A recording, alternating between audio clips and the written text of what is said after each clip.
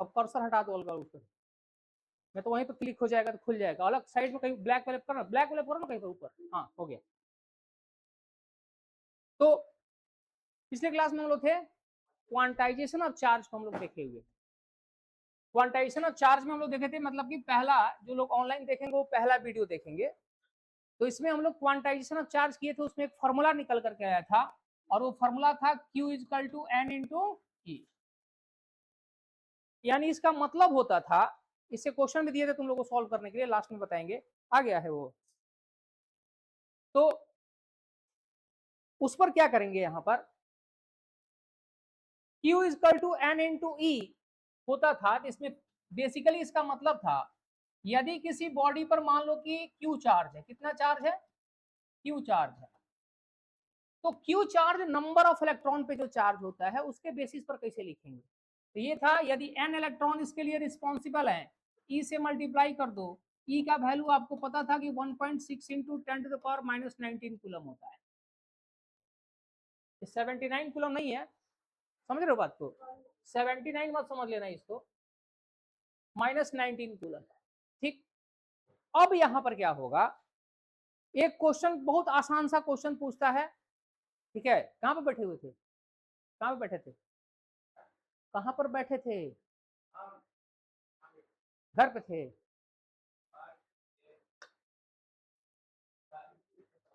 हाँ। तो बिना हवाबाजी करके गायब नहीं रहना है।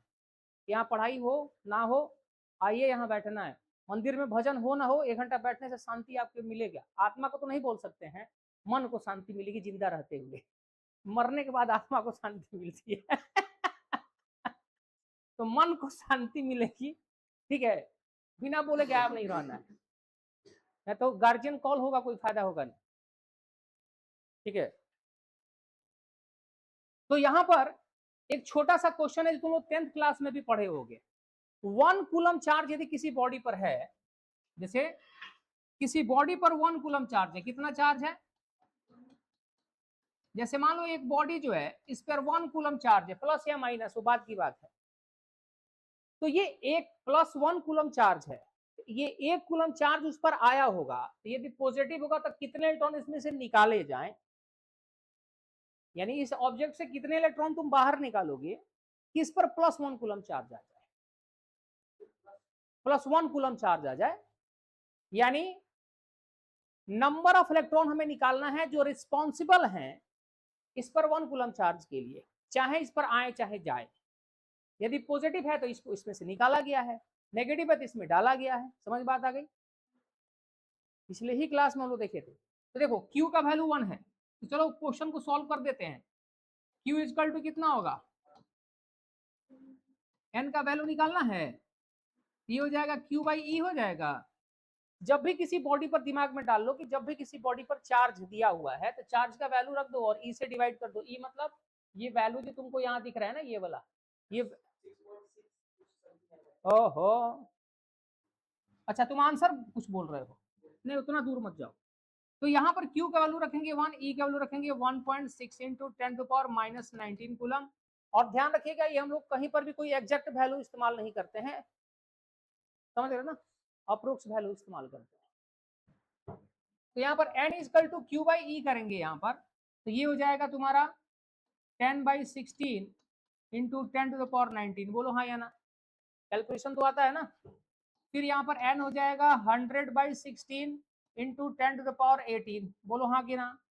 फिर यहाँ पर N करोगे तो ये कितना हो जाएगा, 100/16 होता है 6.25, यानी 1 कूलम चार्ज किसी बॉडी पर है तो उसके लिए इतने इलेक्ट्रॉन रिस्पॉन्सिबल हैं। यदि पॉजिटिव चार्ज है तो इतने इलेक्ट्रॉन निकाले गए हैं वहां से, और 1 कूलम नेगेटिव चार्ज किसी के ऊपर है तो इसका मतलब उतना चार्ज उस पर डाला गया है, मतलब रिस्पॉन्सिबिलिटी तो उतना ही क्या है ना, समझ रहे हो बात को। तो अब देखो इसका फायदा एक चीज और बता दे रहे हैं, इसका फायदा ये होता है कि 1 कूलम चार्ज के लिए इतने इलेक्ट्रॉन रिस्पॉन्सिबल है, तो अब जितना मर्जी चार्ज के लिए कितने इलेक्ट्रॉन रिस्पॉन्सिबल होंगे तो बड़ा आसान सा फॉर्मूला बन जाता है। जैसे 2 कूलम के लिए बोलेंगे, यदि इस बॉडी पर 2 कूलम चार्ज होता, यदि इस बॉडी पर 2 कूलम चार्ज है तो फिर कितने इलेक्ट्रॉन इसके लिए रिस्पॉन्सिबल होंगे? इसमें 2 से मल्टीप्लाई कर दो। 3 कूलम है तो 3 से कर दो, 4 है तो 4 से कर दो, 0.5 है 0.5 से कर दो। यानी जितने भी चार्ज हो कूलम किसी बॉडी पर, उस चार्ज के लिए कितने इलेक्ट्रॉन रिस्पॉन्सिबल होंगे, चाहे आए चाहे जाए। समझ रहे हो बात को? तो बस इससे मल्टीप्लाई कर दो। चार्ज क्यों नहीं पॉइंट में रह सकता है? 2.5 कूलम हो सकता है, नंबर ऑफ इलेक्ट्रॉन पॉइंट में नहीं रह सकता है। अच्छा, ये आपके दिमाग में चल रहा है, इनके दिमाग में चार्ज नहीं चल रहा है, ये नहीं पूछ रहे हैं। ये इनके दिमाग में चल रहा है कि यहाँ पर नंबर ऑफ इलेक्ट्रॉन 2.5 6.25 है, तो ये नंबर ऑफ इलेक्ट्रॉन डेसिमल में कैसे आ गया? ये दिमाग में इनके ये चल रहा है, लेकिन ये हमसे पूछ रहे हैं चार्ज डेसिमल में हो सकता है क्या सर? तो आप सही क्वेश्चन पूछिए ना, आप सही क्वेश्चन नहीं पूछ रहे हैं। हाँ, हम यहाँ पर 0.5 कूलम लिख रहे हैं ना सर, 0.5 कूलम हो सकता है। किसी बॉडी पर जो सबसे स्मॉलेस्ट पॉसिबल चार्ज है वो है कितना है? 1.6 इंटू 10⁻⁻19 कूलम। मतलब इससे छोटा चार्ज पॉसिबल नहीं है, प्लस या माइनस। पॉजिटिव चार्ज भी सबसे छोटा पॉसिबल है तो प्लस 1.6 इंटू 10⁻, और नेगेटिव है तो नेगेटिव, इससे छोटा मतलब ये डाउन नहीं जाएगा कोई चीज। ठीक है, यहां पर 6.25 इंटू 10⁻18 है, इसका मतलब ये हुआ कि 625 पर 16 जीरो लगाना पड़ेगा, उतने इलेक्ट्रॉन। यानी यहां पर इसका मतलब ये हो गया 625, 2 जीरो से 2 डेसिमल हट गया। उसके बाद यहाँ लगाओगे 1 2 3 4 5 6 7 8 9 10 11 12 13 14 15 16, इतने इलेक्ट्रॉन रिस्पॉन्सिबल हैं एक कूलम चार्ज के लिए। तो ये इंटीजर ही आएगा जब भी आएगा, तो ये दिमाग में नहीं रखना है। कई बार बच्चों के दिमाग में आता है कि यहाँ पर 6.25 दे दिया है, अरे तो हम लोग तो पढ़े थे कि नंबर ऑफ इलेक्ट्रॉन डेसिमल में नहीं हो सकता है, लेकिन यहाँ पर पावर इन 10⁻18 भी तो है। तो इसको जब पूरा डिटेल में लिखेंगे नंबर तो फिर ऐसा आएगा। 10⁻18 को तो स्टैंडर्ड फॉर्म में थोड़ा साइंटिफिक तरीके से लिख दिया ना, इसको याद करना वैल्यू आसान रहे हमारे लिए, और कोई इसका कोई लेना देना ज्यादा नहीं है। समझ रहे हो बात को? ज्यादा इससे कोई लेना देना नहीं है। 10⁻18 थोड़ा ये है कि अब इसको याद करना आसान है कि इसको याद करना आसान है, नीचे वाला आसान है, इसीलिए स्टैंडर्ड फॉर्म में क्या साइंटिफिक तरीका होता है लिखने का, वैसे लिखते हैं हम लोग याद करने के लिए। क्लियर है ये? चलिए, अब यहां पर एक चीज हम लोग देखेंगे, conservation of charge, quantization of charge हो गया। अच्छा, इसमें क्वेश्चन आता है कॉज ऑफ क्वांटाइजेशन क्या है?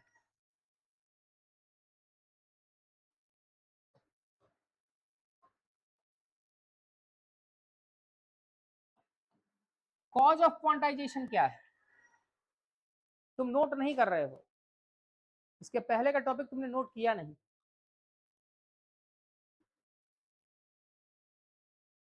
और ये इतनी जल्दी मिलने वाला नहीं है, मिलेगा अप्रैल से।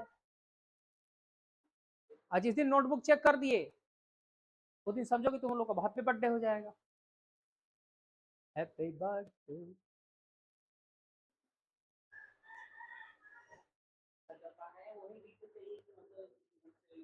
जो यहाँ पर इंफॉर्मेशन है वो हमको चाहिए तुम्हारे नोटबुक में। एग्जाम के टाइम पे तुम लोग पता है दिमाग खोखला कर देते हो,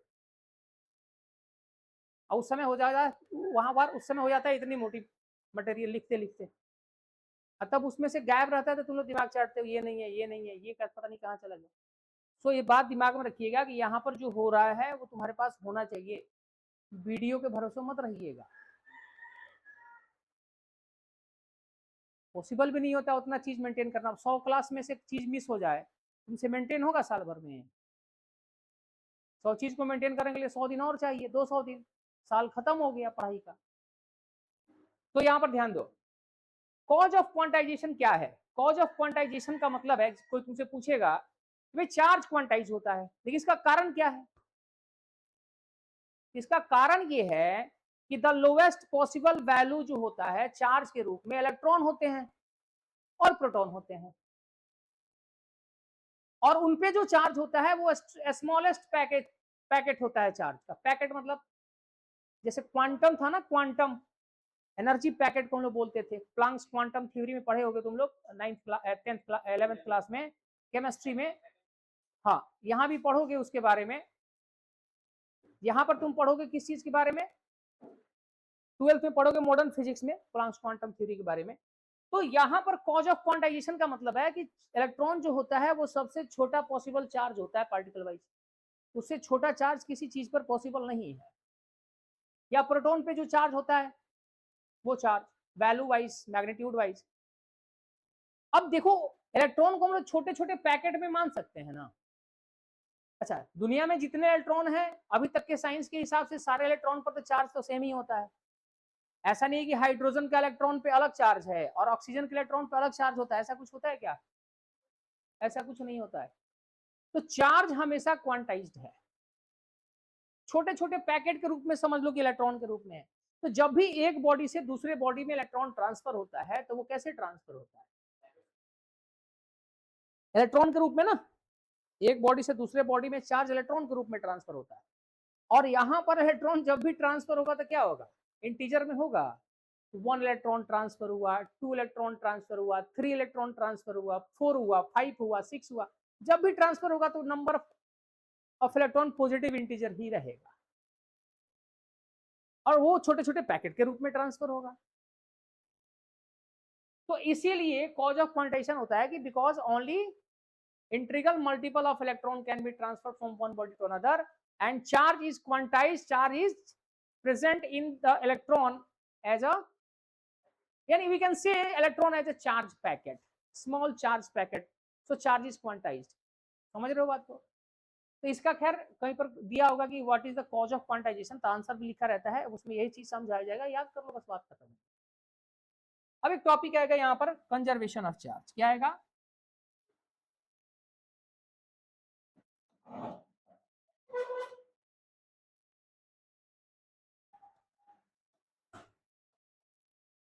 कंजर्वेशन ऑफ चार्ज में क्या रहेगा? कंजर्वेशन ऑफ चार्ज में देखो, कंजर्वेशन शब्द का मतलब ही होता है कोई चीज कंजर्व रहना, मतलब संरक्षित रहना।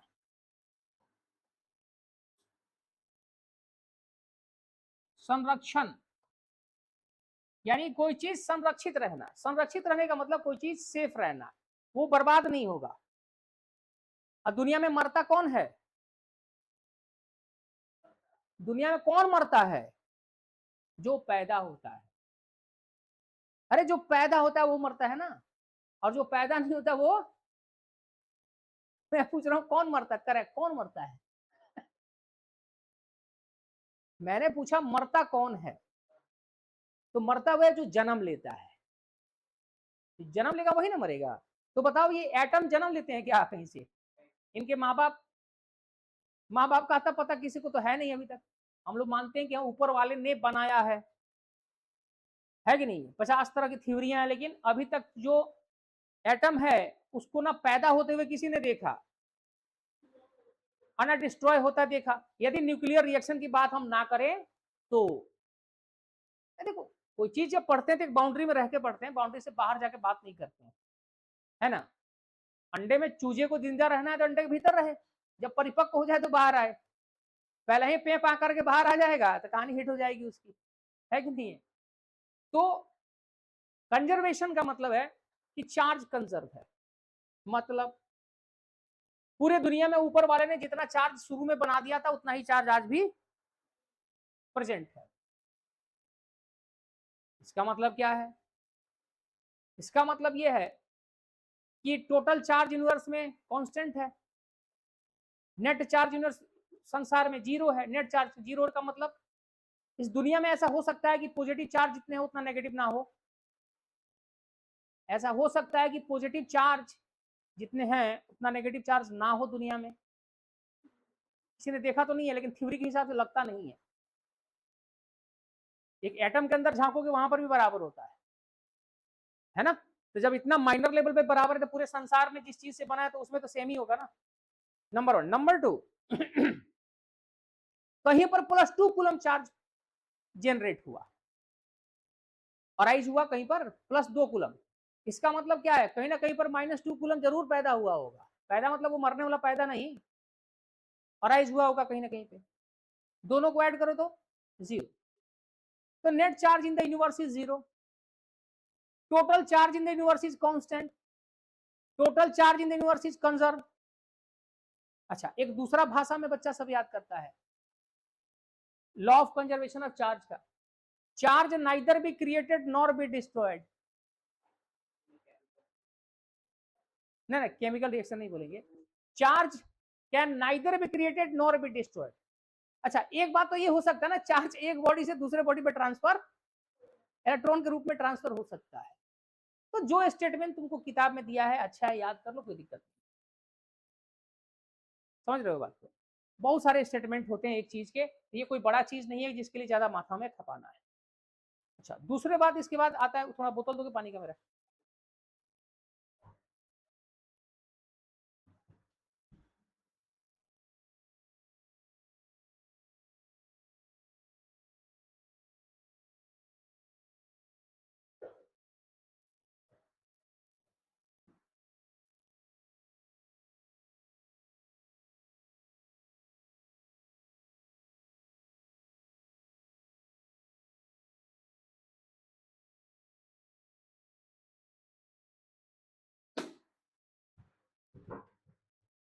अब इसमें मेथड ऑफ चार्जिंग, तो मैंने कहा था कि वो क्वेश्चन आंसर जब करेंगे ऐसे लॉजिकली करेंगे तो कर लेंगे, कोई बहुत बड़ा चीज उसमें नहीं है, ठीक है।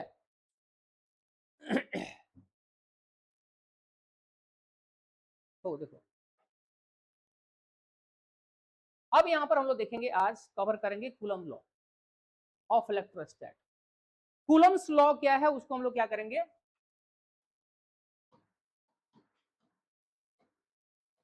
Coulomb's law. देखो, कूलम लॉ जो है सबसे पहले याद रखना कि पॉइंट चार्ज के लिए एप्लीकेबल है। किसके लिए एप्लीकेबल है? पॉइंट चार्ज के लिए। पॉइंट चार्ज क्या है? पॉइंट चार्ज जो है, पॉइंट चार्ज का मतलब देखो, पॉइंट चार्ज का मतलब सिर्फ पॉइंट नहीं होता है, कोई भी बॉडी पर यदि चार्ज है उसका इफेक्ट एक पॉइंट पर हो जाता है यदि, तो उसको हम लोग पॉइंट चार्ज मान लेंगे। क्या मान लेंगे? उसको पॉइंट चार्ज मान लेंगे हम लोग, ठीक है। जैसे कोई छोटा सा चार्ज है एक ही पॉइंट पर, वो पूरा पूरा फोकस्ड है, उसका इफेक्ट एक ही वो पर है, ठीक है,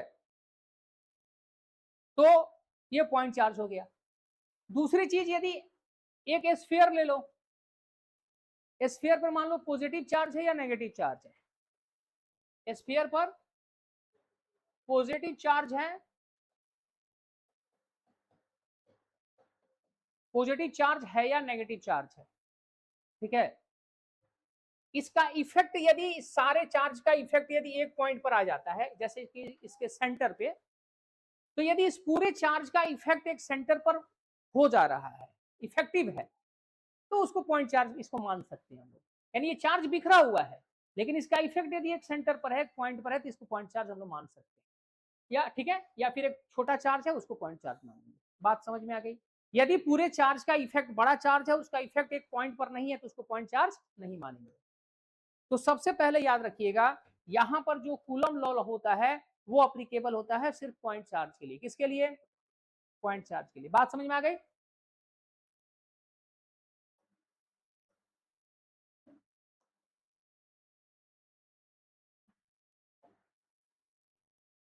अब कूलम लॉ में होता क्या है, देखो, लैंग्वेज वगैरह जितना भी होगा ना, जितना भी लैंग्वेज वगैरह होगा उसको ऑन करो, क्योंकि साउंड यदि हटेगा तो पता नहीं चलेगा। उसको क्लिक करो, हाँ साउंड, वो जो ब्लिंक कर रहा है ना ग्रीन वाला बोलने पर, यदि वो ऐसे नहीं कर रहा है, इसका मतलब है कि साउंड रिकॉर्ड नहीं हो रहा है, तो दिखाई नहीं देगा। कभी ये बंद हो जाता है ना कभी कभी, तो ज्यादा लैप्स कर जाता है तो फिर आफत हो जाता है वो, ठीक है।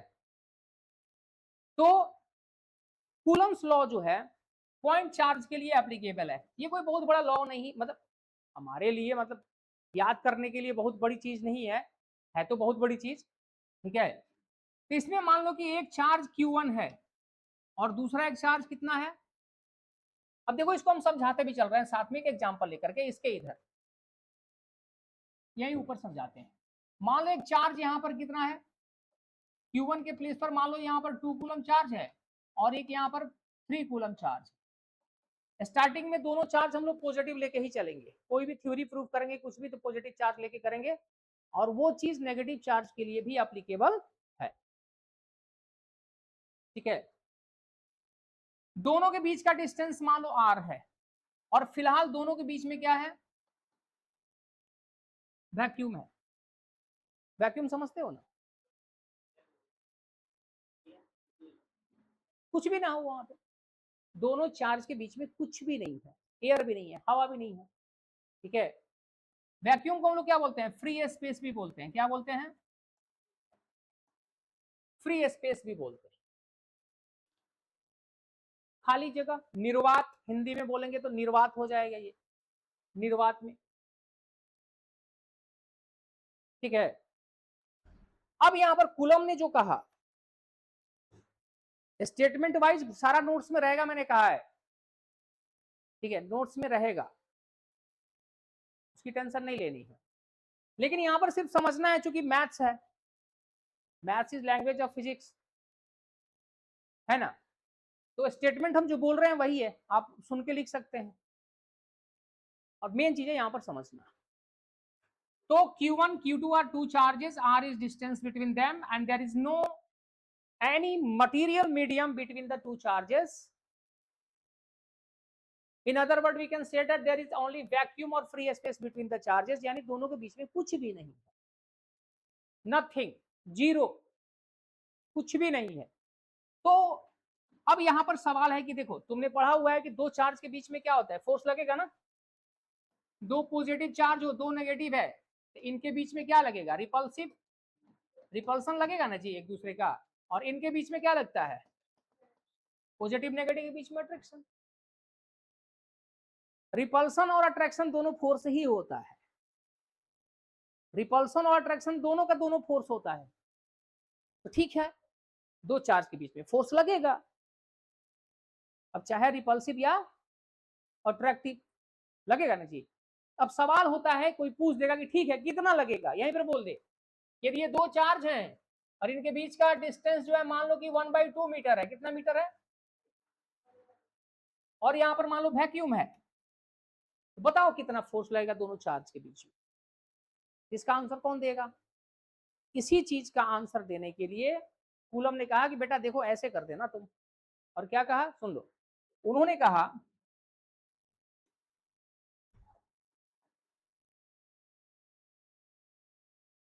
यहां पे लेट कर लो, लेट एफ जो है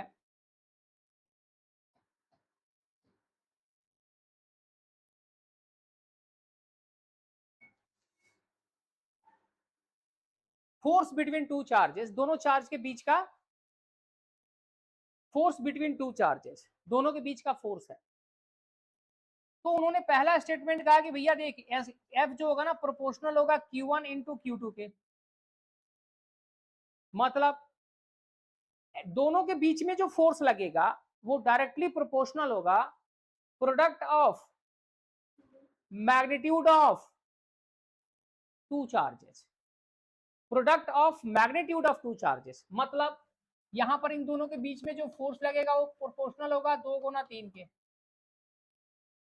बात समझ में आ गई, साथ साथ ये तुम समझते रहो कि हाँ भाई इस्तेमाल कैसे करना है। कई बार बच्चे क्या करते हैं, फॉर्मूला रट लेंगे, फॉर्मूला रटने के बाद उनको पता ही नहीं कि इस्तेमाल क्या करना है,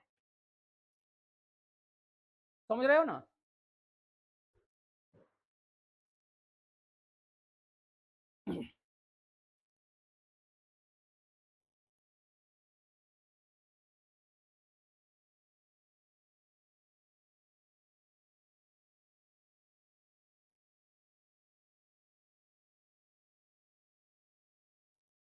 हम्म,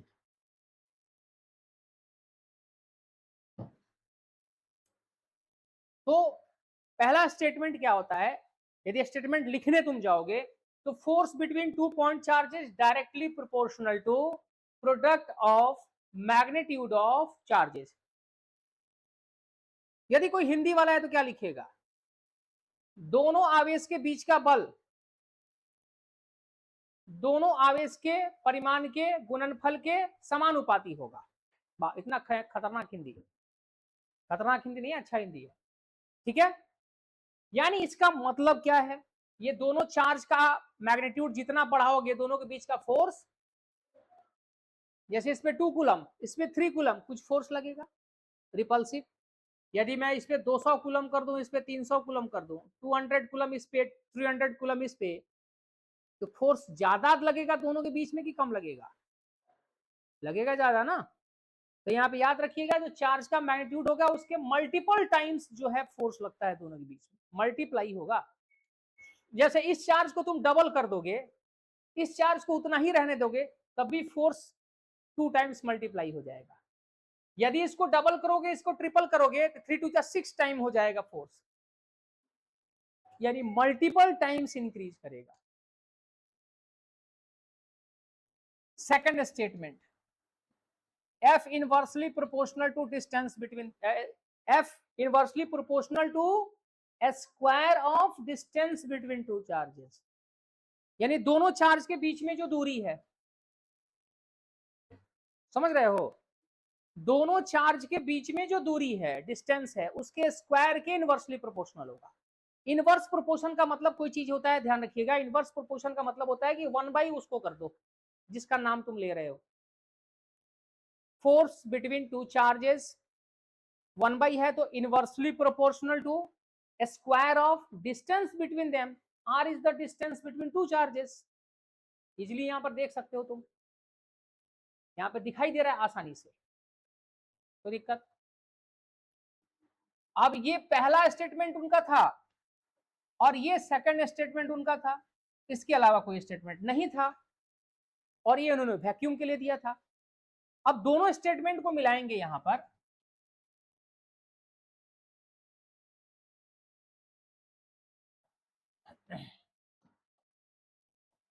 फ्रॉम फर्स्ट एंड सेकंड देखो तो F इसके प्रोपोर्शनल है, F इसके प्रोपोर्शनल है, तो F इन दोनों के प्रोडक्ट के भी प्रोपोर्शनल होगा, यानी Q1 Q2 by R square, यानी F प्रोपोर्शनल होगा, इन दोनों को मल्टीप्लाई कर दो उसके, यानी F proportional to Q1 Q2 by R square का मतलब, अच्छा सॉरी, प्रोपोर्शनल साइन जब हटाओगे तो कांस्टेंट डालते हो, तो प्रोपोर्शनल साइन हटाएंगे तो एक कांस्टेंट आएगा, और ये हो जाएगा formula Q1 Q2 by R square. ये दो चार्ज के बीच में लगने वाला फॉर्मूला है। K क्या है, where K is proportional constant depends on the nature of medium between two charges,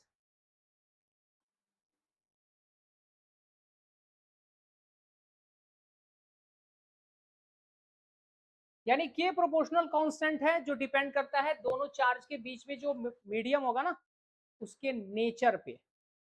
nature मतलब अभी वैक्यूम में तो फोर्स कुछ लग रहा है, इसके बीच खुद आके खड़े हो जाओ, फोर्स उतना ही रहेगा, डिस्टर्ब होगा, होगा ना डिस्टर्ब। इनके बीच अपनी सारी किताबें रख दो, डिस्टर्ब होगा। इनके बीच में रेत यानी बालू भर दो, सैंड, मिट्टी, गोबर डाल दो,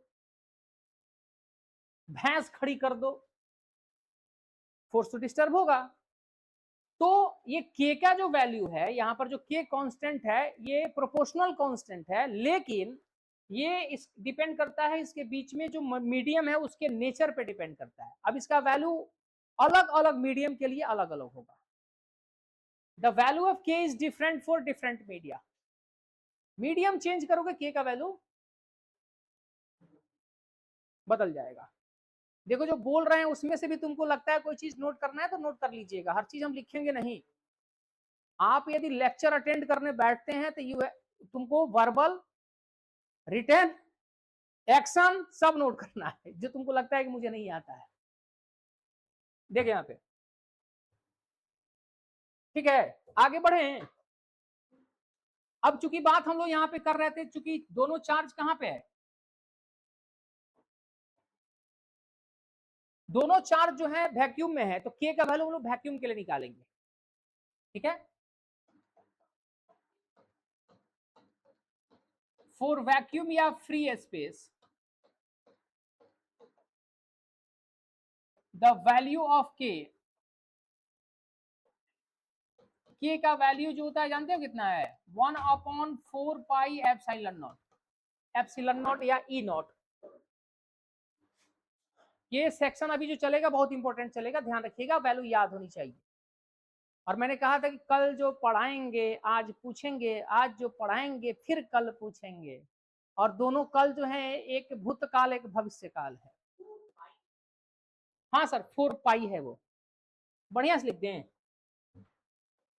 बच्चे नया नया कोई चीज पढ़ते हैं तो बेचारे कंफ्यूज रहते हैं कि लिखा क्या हुआ है। 1/4 पाई एप्सिलॉन नॉट, ठीक है। इसका वैल्यू क्या होता है जानते हो? इसका वैल्यू होता है 9 इंटू 10⁹9। यूनिट क्या लिखोगे के का? के का यूनिट क्या लिखोगे? कुछ नहीं,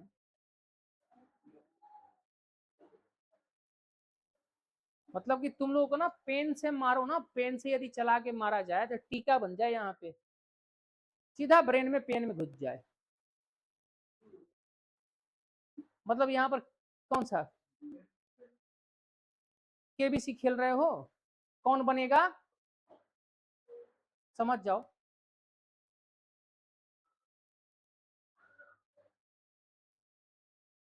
जब तुम्हारे सामने, मैंने कितनी बार 11th में तुम लोग पढ़े होगे, और यहाँ पे तुम लोग बताया गया तुम्हारे सामने जब फॉर्मूला है, अब रुक जाइए, जब तुम्हारे सामने फॉर्मूला है तो यूनिट डायमेंशन निकालने में दिक्कत होगा? फॉर्मूला लिखो, आओ यहाँ पे, F इक्वल टू के Q1 Q2 by R square. हमको यूनिट किसका निकालना है? तो K बराबर हो जाएगा F R square divided by Q1 Q2। K का यूनिट निकालना है तो सबका यूनिट रख दो इधर, फोर्स का न्यूटन, आर स्क्वायर का मीटर स्क्वायर, इसका कूलम इंटू कूलम, यानी newton metre square divided by coulomb square. अब थोड़ा इसको स्टैंडर्ड फॉर्म में लिखोगे तो यूनिट हो जाएगा इसका न्यूटन मीटर स्क्वायर, ये सी है, पर कूलम स्क्वायर। रुक जा भाई, यहाँ तो लिपा पोती हो जाता है यार, इसको थोड़ा छोटा लिखो। 1/4 pi epsilon not 9 into 10⁹9। Unit लिखोगे इसका न्यूटन मीटर स्क्वायर पर कूलम स्क्वायर। तो भैया यदि फॉर्मूला आपको याद है तो यूनिट निकालना सीखिए, सिर्फ पुआ मत खाइए, होली खत्म हो गया। गजब हाल है ओ भैया, इसको नोट करना है। हाँ ये तो तुम लोग को आता ही था, बस हम बताए हैं तो याद आ गया है ना। ये तुम लोग आ ही रहा था, बस हम बता देते हैं तो सबको याद आ जाता है। ऐसे ही सबको, सब जितने बैठे हैं सबको पता रहता है, एक से एक ब्रिलियंट लोग हैं ये, ठीक है। अब यहाँ पर एक शब्द, यहाँ पर एक चीज और इस्तेमाल हुआ है,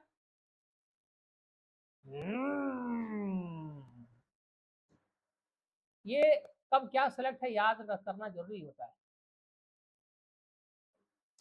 अब यहाँ पर एक चीज नया तुमको दिख रहा है, खूब बढ़िया से ई नॉट एप्सिलॉन नॉट, तुम ई ही बोलो, ये जानते हो क्या है? ये है परमिटिविटी, इसका नाम है permittivity of free space.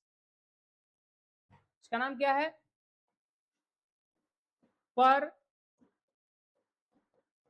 Permittivity of free space या वैक्यूम। वैक्यूम या फ्री स्पेस का परमिटिविटी। अब परमिटिविटी क्या है भैया बताएंगे, लेकिन पहले इसका वैल्यू देख लो और यूनिट देख लो, डायमेंशन देख लो। यहां पर एप्सिलॉन नॉट का वैल्यू कितना होता है? एप्सिलॉन नॉट देखो, फ्री स्पेस की बात हो रही है अभी, इसकी वैल्यू होती है 8.84। कहीं कहीं पर ध्यान देना, कहीं कहीं पर जो ये 8.84 है ना, 8.84, कहीं के ऊपर 8.85 भी लिखा रहता है, जो भी है मतलब कि, तो 5 है तो 5 याद कर लेना, 4 है तो 4 याद करना, जो मर्जी है तुम्हारी याद कर लेना, ठीक है। Into 10 to the power -12, numerical value याद हो गया। न्यूमेरिकल वैल्यू इसका होता है 8.84 इंटू 10 टू पावर -12, ठीक। अब इसका यूनिट क्या लिखोगे, तो यूनिट बताने के लिए हम तुम लोगों को ट्रिक बता रहे हैं, यूनिट के लिए ट्रिक बता दे रहे हैं। यूनिट के लिए ट्रिक ये है, देखो के और एप्सिलन एक दूसरे के इनवर्स हैं, उल्टा, रेसिप्रोकल, तो बस इसी को यूनिट को उल्टा कर दो, जो प्लस है माइनस कर दो, माइनस को, लेकिन लिखेंगे प्लस से माइनस की तरफ सीक्वेंस में, तो ये कूलम स्क्वायर पहले आ जाएगा, फिर पर न्यूटन आएगा, फिर पर मीटर स्क्वायर आएगा डिसेंडिंग में, कूलम स्क्वायर पर न्यूटन पर मीटर। बात समझ में आई। इसका डायमेंशन क्या होगा, ठीक है, डायमेंशन क्या होगा इसका, इसका डायमेंशन क्या लिखेंगे, यहां से निकाल लो डायमेंशन इसका, यानी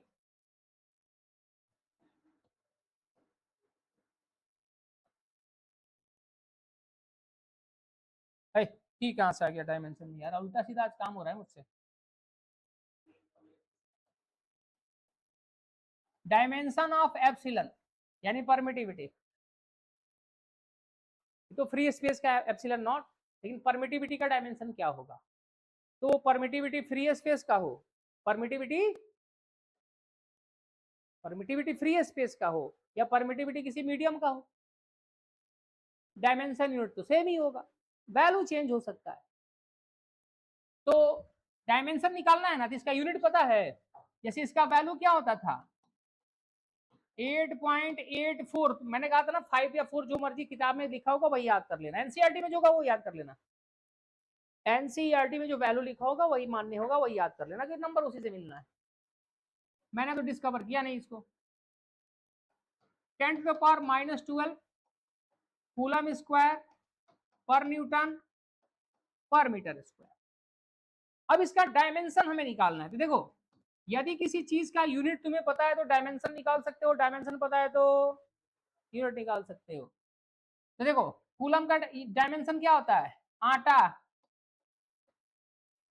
कूलम का डायमेंशन आटा नहीं होता है, अरे eighty, A for ampere, T for type. Newton का डायमेंशन हो जाएगा एम एल टी का पावर -2, और पावर -1 तो -1 कर दो। मीटर का डायमेंशन एल का पावर -2, लेंथ है ना ये। अब थोड़ा अरेंज कर दो, ये हो जाएगा m टू द पावर -1, अच्छा l का पावर -1, l का पावर -2, l का पावर हो जाएगा -3, t का पावर 2 और t का पावर ये भी 2 हो जाएगा, तो t का पावर हो जाएगा 4 और a का पावर, ठीक है, ये हो जाएगा डायमेंशन या डायमेंशनल फॉर्मूला ऑफ परमिटिविटी। ये हो गया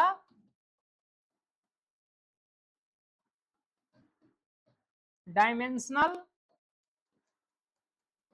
फॉर्मूला ऑफ परमिटिविटी, ठीक।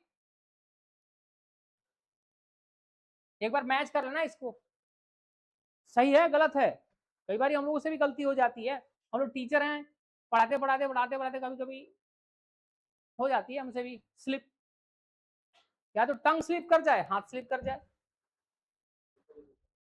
ये करेक्ट है, अच्छा बुक से मैच, ओ भगवान, मैं यहाँ कैलकुलेशन चेक करने की बात कर रहा हूँ, ये बुक से कर लीजिए, कर लीजिए, कोई बात नहीं, बुक से ही कर लीजिए। अच्छा ये वैल्यू तुम बोल रहे हो कि ये 8.85, तो मैंने कहा ना 4 5 याद कर लेना, कोई 100% वो नहीं होता है, लेकिन एनसीईआरटी में जो होगा वो मान्य होगा, उसमें कोई वो चीज नहीं है।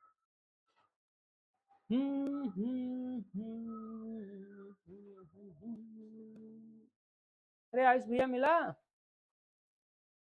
यूनिट देख रहे हैं बुक में, ये मिल नहीं रहा। सर कूलम्स लॉ देखिए ना कहां पर है, कूलम्स लॉ के बाद देखिए, कूलम्स लॉ के बाद का ही टॉपिक है ना, आप कहां चेक कर रहे हैं।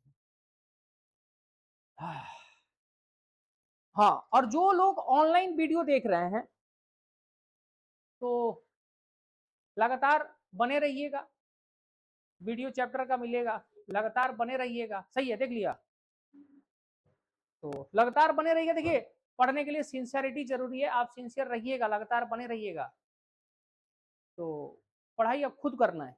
हम 10 टीचर हायर कर लेना, लाख लाख रुपए महीने पर भी, 10 लाख महीने पर भी 10 टीचर हायर कर लो, कुछ नहीं हो सकता है ना। जिम में जाने से, ट्रेनर 10 रखने से बॉडी नहीं बनती है, डंबल उठाना पड़ता है ना, एक्सरसाइज करना पड़ता है, चेस्ट का, बाइसेप्स का, ट्राइसेप्स का, थाई का, शोल्डर का, है ना, करना पड़ता है। इसीलिए कहीं से भी गाइडेंस मिलता है तो उसको एक सिंसियरिटी के साथ कंटिन्यूटी बरकरार रखते हुए करोगे तो फायदा करेगा, नहीं करोगे कोई फायदा नहीं होगा, गाना गाते रह जाओगे। चाहे आप किसी भी बोर्ड के हो, CBSE, Bihar board, UP board, कोई भी बोर्ड है, यदि आप हिंदी समझ लेते हैं, क्योंकि लेक्चर तो हिंदी में डिलीवर हो रहा है, रिटन पोर्शन हम लोग हिंदी इंग्लिश दोनों यूज कर रहे हैं, तो आपको यदि साइंस समझ में आ रहा है, आप जिस भाषा को समझ पा रहे हैं, तो आपके लिए बेहतर है, समझ लीजिए, मर्जी है, ठीक है, हो गया। तो आज हम लोग इसको यहीं पर रोकते हैं। नहीं वो था ना देना, कुछ क्वेश्चन था ना।